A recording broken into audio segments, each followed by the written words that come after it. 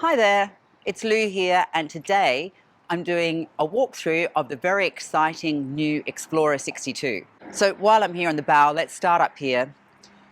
I'll drop in some footage over this to show you this more clearly, but the bow has a very cool split design down the center.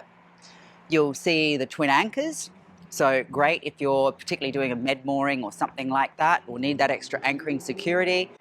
The bow obviously has the anchor locker, chain locker, and if you look behind me here, you'll see there is a small seat, which to be expected these days. But more than that, this fabulous one-piece glass that wraps all the way around the helm. So the lower helm station and galley are in the front of the boat here, and this gives an amazing panoramic view, which I'll show you from the inside of the boat very shortly. So from the bow, we're going to jump right to the stern of the boat and have a look at what's going on here, and also straight into the engine room. On the back, you've obviously got a large swim platform here where you can mount your tender or a jet ski, but it does have a good sized tender garage on this boat as well. And interestingly, it's got a glass back on it here, so you sort of get a hint of what's going on inside of it, but it just adds another interesting, cool feature. And then of course, when that lifts up, your tender goes straight in. I love their logo here of the elephant head, and you'll see that reflected through the boat as well. Obviously, we've got shore power coming in over here. And on this side, the entrance into the captain's cabin and the engine room. So I'm going to duck right on in there now. So here we are down in the captain's cabin, and as you can see, as with a lot of European boats, it's pretty cozy down here. But the good news is, in storage mode, as you can see it well and truly is right now, we've got the captain's bunk folded up, press started up. There is a fabulously large work sink here, which I would suggest is ideal if you happen to be into fishing, need to do any cleaning up, and also just a great work area as well. There's a little workbench over there with space for the washer dryer. So in the American market, when we have a lot of owner operators, this is a fantastic storage area. It also gives access through to the IPS through there, so you can service that unit.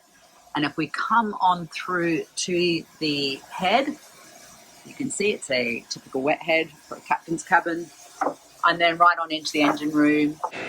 So I'm down here in the engine room now, and as you'll see from the footage I've got, it's not a bad area.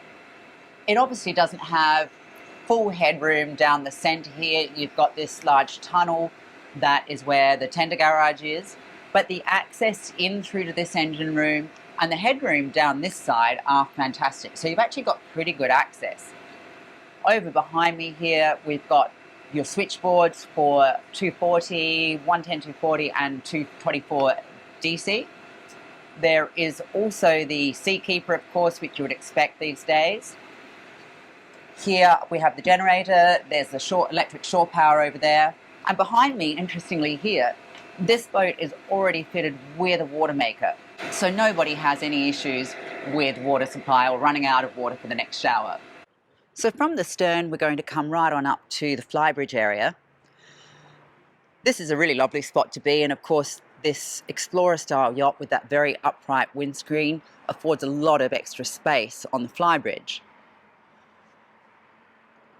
You can see here on the aft deck, they've got a nice open area, so you can choose the furnishings that you'd like out here. I do love these sun lounges they've got. I think they are very cool. But you could put an extra little dining table or a couple of chairs and a coffee table. Choice is yours. As we come through to the main entertaining area here, you can see there's a large sofa area with a folding and lowering table as well. So that table can move to coffee table height. You can expand it to be a dining table, which gives this area a lot of functionality. Behind me is the bar area, and I think this is another really cool feature.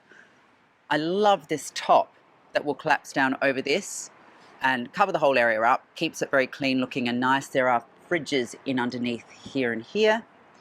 But from the back here, you see that that countertop now becomes the perfect stand-up bar.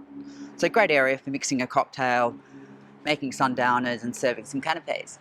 Okay, so the flybridge helm is where I think most of the helming will go on this boat. Particularly in the climate that we're in here, South Florida, it's pretty rare that you need to go inside to drive unless you've got some exceptionally heavy rain. So let's start with the seating arrangement here. This lounge area here has this cushion, that you can move around, and it's completely free, so you can move it from spot to spot as required on the sofa. But you can also obviously create a nice helm position here and drive sitting down, or bring it forward and you've got quite a good resting post. So I think that's kind of a fun little feature here, as well as enhancing the entertainment area, but also making the helm position a viable place to be. There is a sun lounge area at the front. You've got to have the bunny pads, conveniently located captain's fridge over here, so you can stock that up with all the rosé you like, and that would make this captain happy. And at the helm here, you can see we've got the elephant head in the wheel here, which I like as well, and that is a fixed feature, so wherever the wheel goes, the elephant head stays the same. Got a touch of the Rolls-Royce symbol in the center of the wheels, doesn't it? Now the helm is interesting because it looks like there is not a lot going on here. It's flat, it's streamlined, it looks very elegant when it's not in use, but when you open it up, et voila. We've got over here your Fusion, we've got some other little controls there, the Volvo pen to start and stop, and also the Volvo pen to screen. There is also the Raymarine screen here, so all of your controls are there, navigation, etc. And I love the way that just pops up and down like that. I think that's really neat installation. Then of course over here we've got all the engine controls as you would expect. The boat has Volvo D8's 800s, so you've obviously got your IPS, the joystick control over here, throttle controls here, there's the bow thruster control here, and also the trim tab controls. So while we're at it, let's talk about stabilization. In the engine room, you saw that it had a seakeeper. This boat is also equipped with Humphrey fins, zero-speed fins, and also the Humphrey tabs on the back. So the boat, all of these systems work in connection with each other and create an amazing experience when you're at sea. It's very stable, it's all automated, and it will just take care of that stability factor for you. So let's have a look at the interior of the boat. Now, one of the key design features of this yacht is these large opening glass windows. So you can see these panels that would slide through these tracks here and enclose this entire salon area. But when this is open, it creates the most magnificent indoor-outdoor area. This is a 62-foot yacht with some amazing entertaining space. So because of that large outdoor area, the interior salon is not huge, but let's face it, we're in Florida. What more do you want? I think the sofa is lovely. There is a TV over here that lifts and lowers. There's some storage in that buffet there. Now they have spec'd this boat to what we might call American standards. So there's some great refrigeration in here. The refrigeration on this boat overall is pretty great actually. There's fridges at almost every corner. There's more storage down here. And as we step into the galley, over here we've got more refrigeration again. This is actually a mini dishwasher. I love that install. It's really simple, and if it ever goes wrong, it's easy to replace. There's a drawer down there, some storage, more drawers. And interestingly also, they've really spec'd out the galley equipment. You've got Miele units there. So to start with, you've got the induction cooktop. Now these things are the absolute business, I think, on a boat, because when you've got limited bench space, the induction cooktop will cool down super, super quickly. As soon as you take the pan off, there's really very little residual heat. And once that heat has just dissipated, there's no heat left from the cooktop itself. So you get your bench space straight back and straight, immediately available for use. And let's zoom in on this little oven here. Now this is a microwave convection oven, but here's the thing. I spent 2 years on a sailing boat, and I was cooking on that boat. 4 guests, we were a charter boat, and that was my only oven. And I'm here to testify that this thing was amazing. I could cook anything in that, and as you just saw, there's no turntable in it, it's just racks. So when you're operating it like a normal oven, it's really, really a good convection oven with a fan force setting, or it can be microwave, or you can do a combination of the two. So that is an absolute winner. I would highly recommend not smashing the glass door on it, which I did more than once, I think. However, the oven itself, it's the bomb. And the other interesting feature of the galley is that it also doubles as a helm station. So this is the lower helm, and let's start by just having a look out of that glass window. That is fantastic. The panoramic view through that is awesome. And I quite like how forward this station is as well. It really gives you a good visual. This particular version has the door here off to the side, so you've got easy access to the side deck. And as opposed to installing a captain's chair here, look, the little elephant head there with some lovely diamantes, they have used an ottoman here before, so it can create a stool, but that can be pushed out of the way off to the side when you're done with the helm station. And again, it's a clever double use of space because, let's face it, when you're underway and using the helm, and if you're down here and driving at the helm, no one's going to want to be in that kitchen doing much cooking. And then when you're at anchor or on the dock, the helm's not in use, but the galley is. So I actually think that's quite a cool use of space. Down here again, you'll see obviously the Volvo controls, your fins, tabs, and also the bow thruster.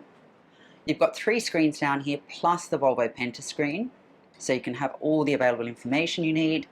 And off to this side here, we've got the Humphrey control and the Seakeeper control. So I have ventured down these stairs now, down into the guest cabin area. The stairs themselves are lovely. I mean, all of the design touches on this boat are very nicely done. And we've got a bit of sun in your eyes there, I'm sorry. But as you can see over here, we've got your switch panel, main deck panel over there. And this girl's favourite fridge on the boat, the wine fridge. Easy access to the cabins. So let's start with the forward cabins. You can see there's a bit of storage here in this bank, and this doubles as storage into the 4th cabin. This boat has a 4-cabin layout. Down here, this is a huge drawer with storage that goes in underneath the single bed in the twin cabin. And now let's start with the 4th cabin. So this, as you would expect, is pretty cozy. It does have the benefit of a nice window though and a porthole. Some good storage. There's that storage that backs into that unit on the other side, which I think is a nice use of that. Now we will come across into the twin cabin, as you would expect, twin beds. I do like the marble effect touches there, and this sort of, I guess you would call that bronze. I think that's a really nice finish.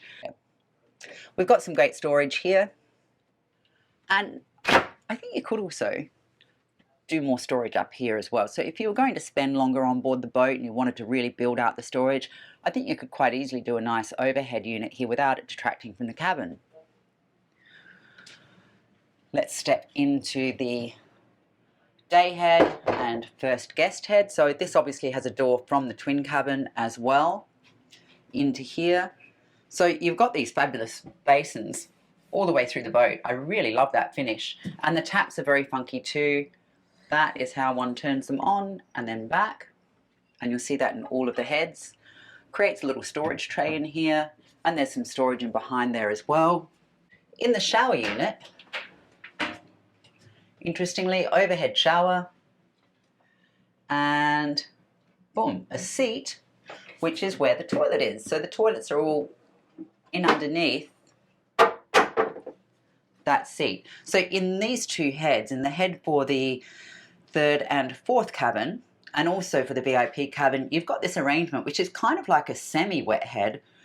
So I think that works really well. It's a great use of space. It really does maximize the head area. In this area, it doesn't waste any space at all. And of course, when that seat is down, it's just a nice seat in the shower. Ladies, if you're shaving your legs, then we know that that's quite a handy thing to have. And as we wander into the VIP, this is a lovely area. It's got some great storage down the sides here and lockers, both sides. Yay to storage.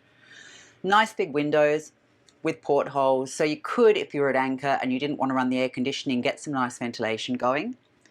And as I said before, they've got that marble effect there with that nice bronze. And then as you look around this way, all the colours are darker and muted, which I quite like. Into the VIP head, we've got the same vanity, pretty much the same arrangement there. And again, in the shower, the toilet is hidden under the bench seat. overhead shower. I would love to see handheld showers as well, the handheld units in both of these. I don't know, ladies, if you're washing your hair, if you're washing children, or even washing the dog, those handheld showers are pretty useful. So let's head straight on down to the master cabin. This is a lovely, lovely cabin.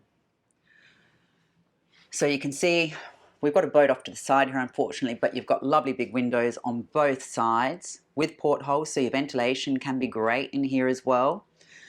There is storage under the bed in pull-out drawers there. You've got drawers. These four here are all drawers. There's an air handler, I think, in that unit there. That's mirrored on the other side, so more drawer storage and even more drawers over here.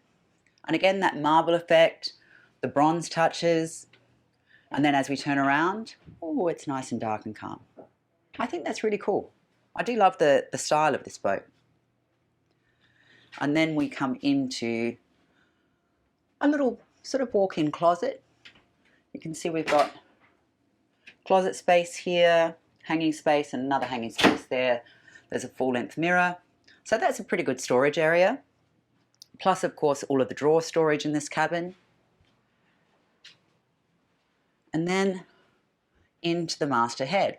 So this is a little different in that it does have the toilet. That's freestanding there. It's outside of the shower. It's got your twin vanities, twin basins. Again, these very cool taps. I love that. And actually, here's something.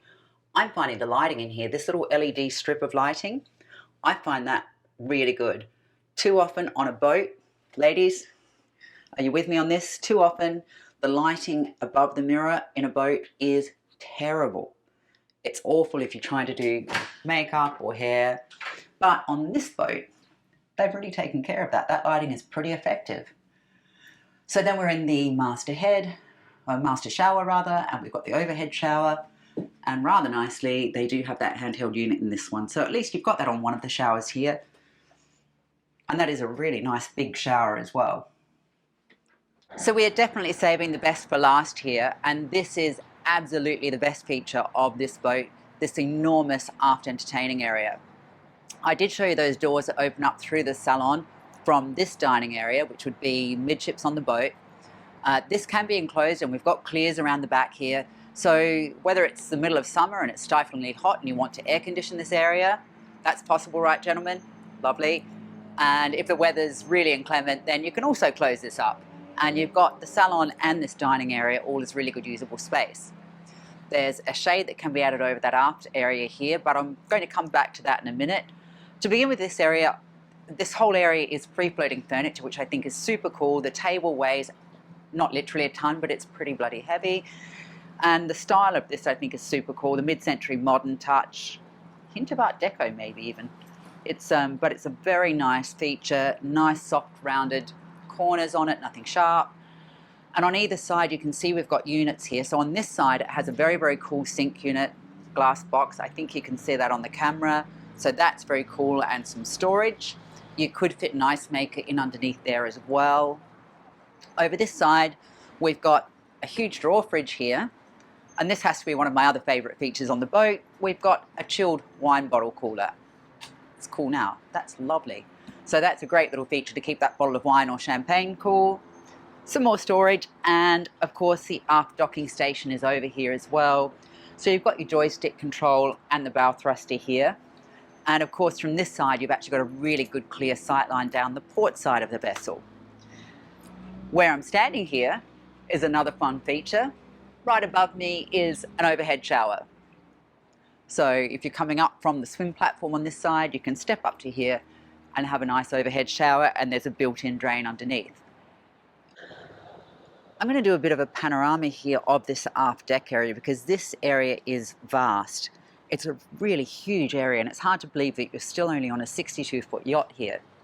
Again, all of the furniture is free-floating furniture, and this was all sourced locally. So it's entirely up to you the style that you want to set for the boat and the colour tones. And you can also rearrange this to suit your day as well. If you're looking for a big dance floor, that would be my choice of location. There is another hatch through to the engine room here, of course, as well. So I thought I would finish up this tour sitting out here on the aft deck. This really is a spectacular open area. Interestingly, the boats are very flexible in their design approach. So if there's something on this boat that you see that you don't love and you want to change, the factory are very open to doing it. So let's say, for example, that fourth cabin down below, it was a pretty cozy cabin. For me personally, I'd probably say, great, let's make that a laundry room and a lot of extra storage down there. It's all very flexible. So I love that aspect of the boat as well. There's also some interesting numbers to be had here as well.